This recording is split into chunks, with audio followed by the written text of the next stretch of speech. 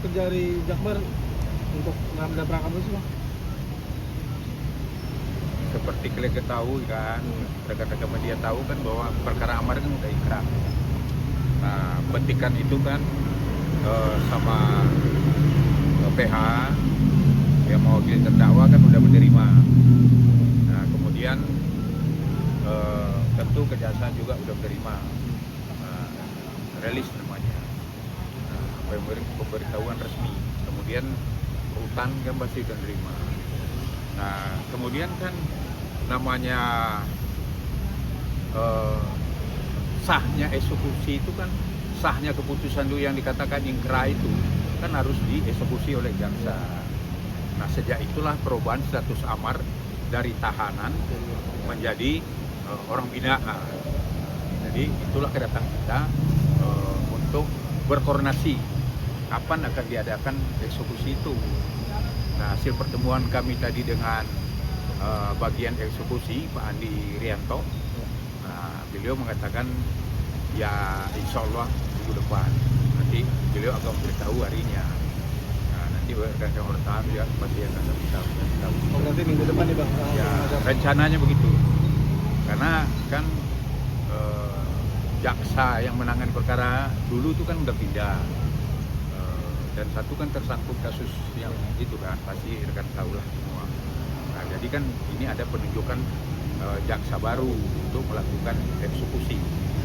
Nah, jadi ya nanti mereka akan beritahu, tapi mudah-mudahan ya minggu depan itu sudah terlaksana. Karena kita kan ini SOP kan, ini kan berlaku dengan sama dengan KUHAP juga. Nah, kalau di KUHAP itu kan jelas itu kan ada, begitu jaksa menerima petikan itu kan ada waktu 14 hari untuk mereka melakukan eksekusi. Karena itu hak. Apalagi kan kita kenapa datang di sini untuk meminta supaya eksekusi dipercepat itu karena ini kan ada momen nanti kan, ada hak remisi. Nah, 17 Agustus kan remisi, tapi kalau belum dieksekusi kan nggak bisa diajukan. Nah, kemudian juga kan kita kan berencana juga untuk mengajukan amnesti. Jadi begitu ada ingkrah nanti ya kita ajukan amnesti ke Pak Presiden Prabowo, karena ada program itu kan yang beliau canangkan bahwa penyalahguna pemakai narkotika ini kan ya dapat prioritas kan, seolah maksudnya ada kebijakan akan diberi amnesti. Karena apa? Ya karena nggak ada yang dirugikan kan, negara nggak ada yang dirugikan, malah kan dia ini kan cuma merugikan dirinya sendiri. Nah, jadi itu. Bang, berarti bisa dibilang 14 hari kerja setelah putusan ingkrah itu dari pihak kejaksaan sendiri sudah menjalani itu, artinya tidak bisa dibilang tidak, mereka bekerja nggak lamban gitu, artinya sesuai dengan SOP-nya atau gimana Bang? Ya SOP kan, karena waktu ini kan belum nyampe kan. Kalau dihitung kemungkinan mereka menerima ini mungkin sekitar tanggal 18 barangkali, mungkin belum lah. Nah, kalau kami kan terimanya kalau nggak salah kan tanggal 17. Nah, jadi kan ya kita kan datang ke sini untuk koordinasi, jangan sampai nanti eksekusi kita nggak ada kan. Nah, Oke, Bang, berarti bisa dibilang kalau berarti ini eksekusi terkait vonis itu ya, mungkin itu bisa diperkirakan mungkin terlambat dong ini. Masa tuh terlambat, hotline beritanya bahwa Amar ini sudah diputus 4 tahun penjara. oh iya. Oke, Ya. Bang, kalau misalnya dari sisi ini gimana Bang? Artinya setelah eksekusi itu berjalan, Abang kira-kira mau langsung mengambil langkah asimilasi atau amnesti tadi Bang? Dan Ya. itu prosesnya berapa lama Bang? Ya sebenarnya kan begitu ingkrah dilaksanakan eksekusi, berarti kan hak-hak narapidana, orang binaan itu kan pasti udah melekat dong, udah bisa diajukan, tergantung dari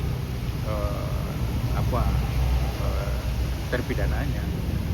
Nah, kalau rencana saya yang pertama mungkin kita akan mengajukan amnesti dulu. Karena apa? Karena proses asimilasi itu ya, kalau nggak salah di Undang-Undang 95 tentang orang binaan itu kan itu biasanya diajukan 50% menjalani hukuman. Nah, Amar ini kan baru antara 16 bulan sampai 18 bulan. Nah, Berarti kan kalau 5% kan 2 tahun. Nah, berarti kan 2 tahun itu berarti berapa bulan lagi, antara mungkin ya 7 atau 8 lah kan. Nah, itu baru ada hak asimilasi. Oke. Nah, itu kan permohonan.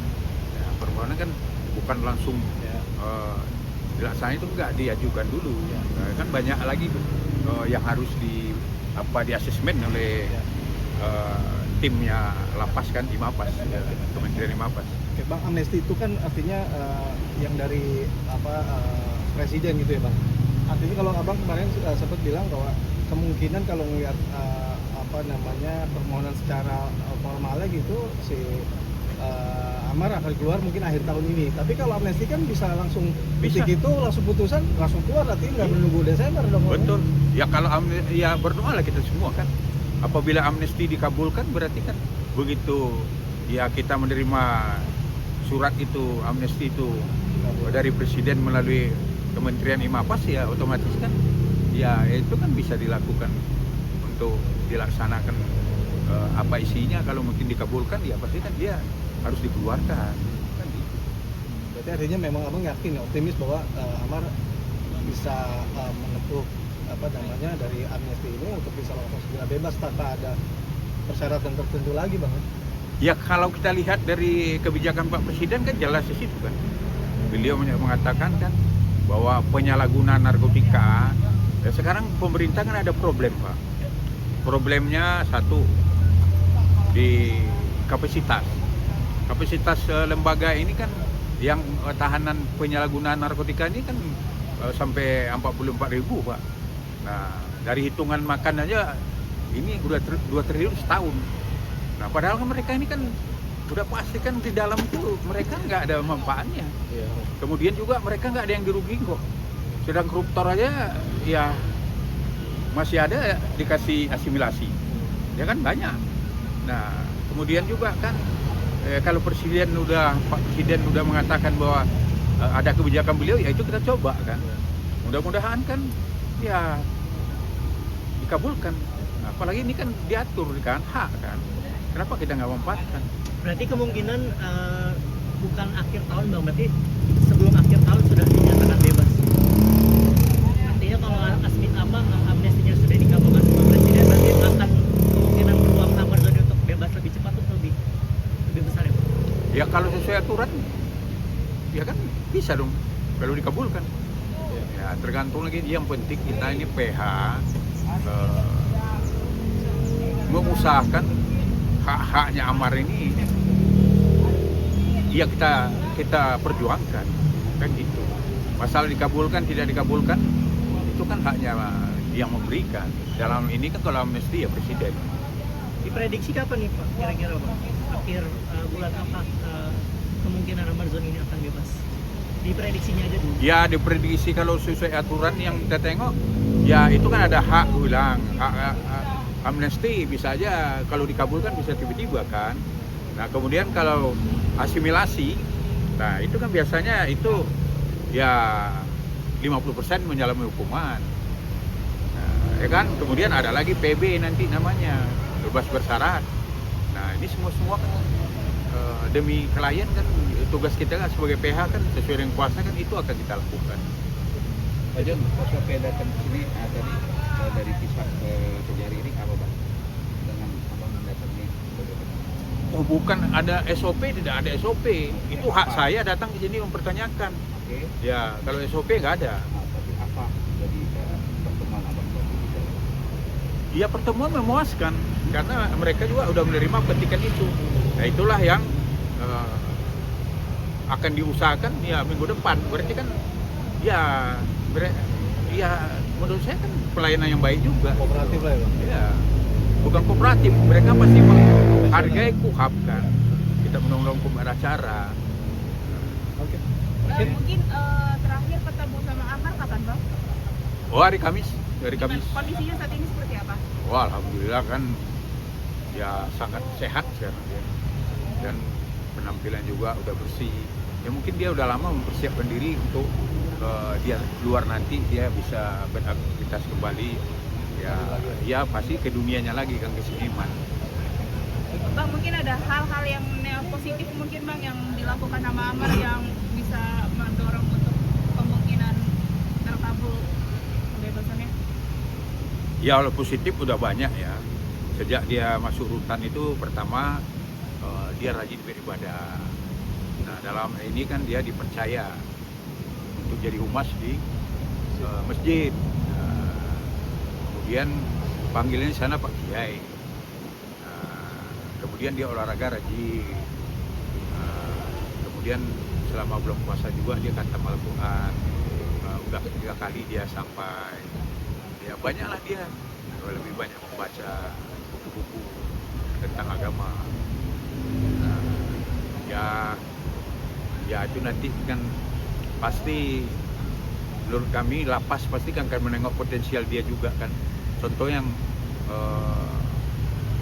baru keluar kan, yang seniman itu yang Jul ya kan bakatnya kan dibina kan di situ, akhirnya dia keluar malah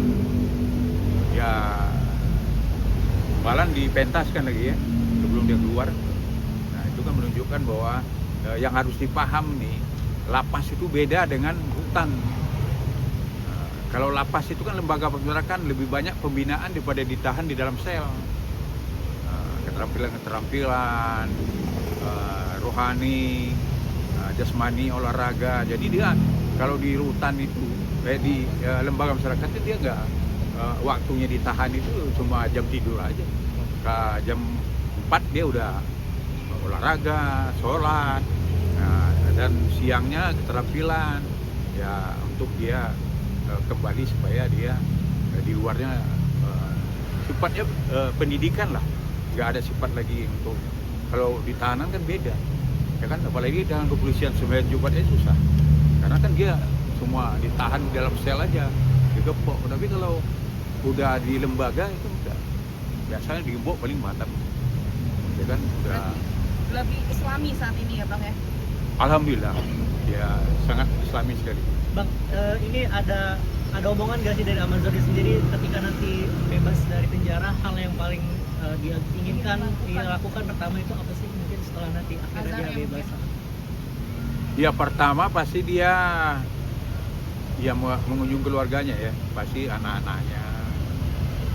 Nah, kemudian pasti mungkin saat sekarang mungkin udah ada lah perencanaan itu kan itu lebih privasi lah. Saya belum menanyakan, tapi kalau wartawan suruh tanya nanti saya tanya. Jadi rencana untuk menikah itu ada ya Bang ya?